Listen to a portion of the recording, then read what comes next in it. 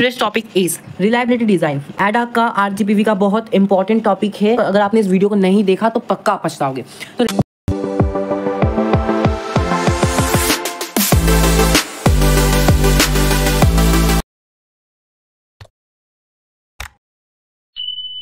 So hello guys, welcome to the channel guys.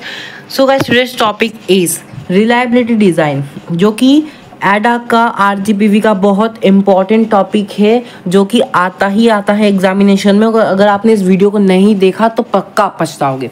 तो reliability design जो होता है ना, बहुत ही इंपॉर्टेंट टॉपिक होता है इंजीनियरिंग के सेकेंड ईयर के लास्ट सेम का। So it is also application of a dynamic programming. तो ये जो होता है ना, ये एक एप्लीकेशन भी बोल सकते हैं हम इसको एक तरीके का, जो कि डायनामिक प्रोग्रामिंग का एक एप्लीकेशन भी होता है। ठीक है, सो डेफिनेशन इसकी देख लेते हैं, जो कि यहाँ पे लिखी हुई है। क्या लिखी हुई है? सो इन रिलायबिलिटी डिज़ाइन प्रॉब्लम, इससे क्या समझ में आ रहा है? रिलायबिलिटी डिज़ाइन एक तरीके की एक प्रॉब्लम, एक डिज़ाइनिंग प्रॉब्लम होती है।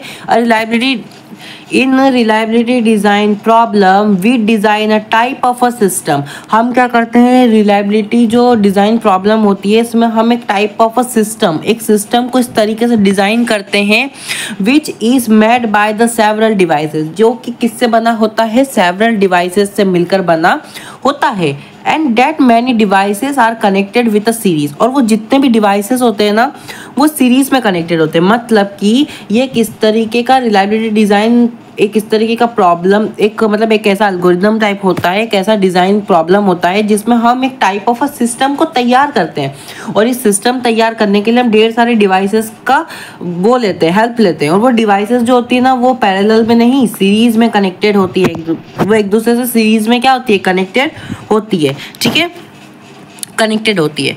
अच्छा, द मेन पॉइंट इसमें क्या है कि डिवाइसेस तो हम यूज़ करते हैं, पर मेन प्रॉब्लम जो मेन चीज़ है ना, वो ये है कि कनेक्टेड विद अ सीरीज। इस लाइन को आपको स्पेशली लिख के ही आना है कि जो जितनी भी डिवाइसेस होती है वो कनेक्टेड किससे होती है? सीरीज से कनेक्टेड होती है। किससे कनेक्टेड होती है? सीरीज से।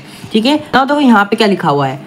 यहाँ पे लिखा हुआ है कि let suppose we have a device DI। Suppose करो हमारे पास डिवाइस क्या है? DI है। एंड रिलायबिलिटी ऑफ डिवाइस जो होती है वो क्या है? RI है। ठीक है, सपोज कर लिया। So the reliability of all the system, जितने भी सिस्टम है उसकी रिलायबिलिटी क्या होगी? Product of RI। Product of RI से क्या मतलब है? डिवाइस DI है तो उसका RI अगर उसका रिलायबिलिटी है तो हम उसका प्रोडक्ट कर दो, मतलब कि RI जो होगा, प्रोडक्ट ऑफ RI, उसका जितने भी डिवाइसेस है उसका प्रोडक्ट ऑफ RI ही क्या होगा? उसका रिलायबिलिटी होगा। ठीक है, explain by the diagram. Diagram से एक्सप्लेन किया गया है। जैसे कि देखो, दो डायग्राम हमने बनाए हुए हैं। ठीक है, देखो दो डायग्राम में हमारे पास सबसे पहला है डायग्राम D1, फिर है डायग्राम D2। ठीक है, डायग्राम D1 और डायग्राम D2। सबसे पहले डायग्राम D1 पर समझते हैं। इसमें आपको दिख रहा होगा stage 1, stage 2, stage of N, मतलब कि ऐसे 2, 3 करके nth स्टेज तक गए हैं हम। स्टेज 1 में आपको दिख रहा होगा मेरे पास डिवाइस D1 है, फिर डिवाइस D2 है, डिवाइस DN है, जो कि कनेक्टेड किससे हैं? एक दूसरे से सीरीज में कनेक्टेड है। इसमें लिखा हुआ है कि ये जो डिवाइसेस हैं इसका कॉस्ट एंड रिलायबिलिटी लेस है एज कम्पेयर टू इस वाले से। इसमें आपको पता लगेगा कि इसमें जो कॉस्ट और जो रिलायबिलिटी है वो हाई है। अब ऐसा क्यों है? इसमें आप एक चीज़ नोटिस करो, डायग्राम 1 में हमने एक स्टेज में पर्टिकुलर एक टाइम पे सिर्फ एक ही डिवाइस का यूज़ किया है। आपको दिख रहा होगा सिर्फ हमने एक ही डिवाइस का यूज़ किया हुआ है। ठीक है, उसके बाद सेकंड में एक डिवाइस का यूज़ किया है और फिर nth में भी एक है। बट आप यहाँ पे डायग्राम में देखेंगे कि हमने एक ही स्टेज पे एक से ज़्यादा डिवाइसेस का यूज़ किया, 1 2 3 1 2 3, सेम तरीके के सेम परफॉर्मेंस देने वाले डिवाइसेस का यूज़ किया गया है, और इसका जो कॉस्ट एंड रिलायबिलिटी है वो हाई है। अब ऐसा क्यों है? ऐसा क्या खास है इसके अंदर?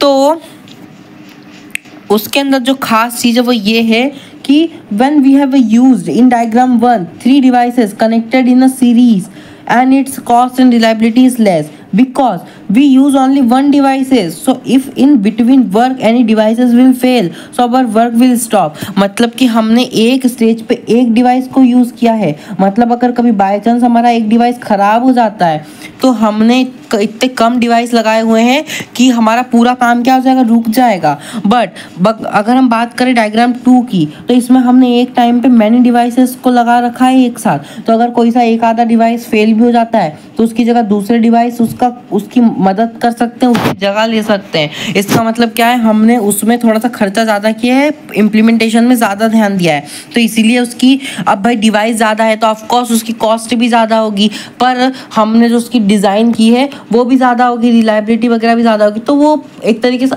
अच्छा है। ठीक है, सो वही इसमें रिलायबिलिटी डिज़ाइन बस यही है, ये छोटा सा ही कॉन्सेप्ट था, सिर्फ इतना ही बताया गया है इसके अंदर।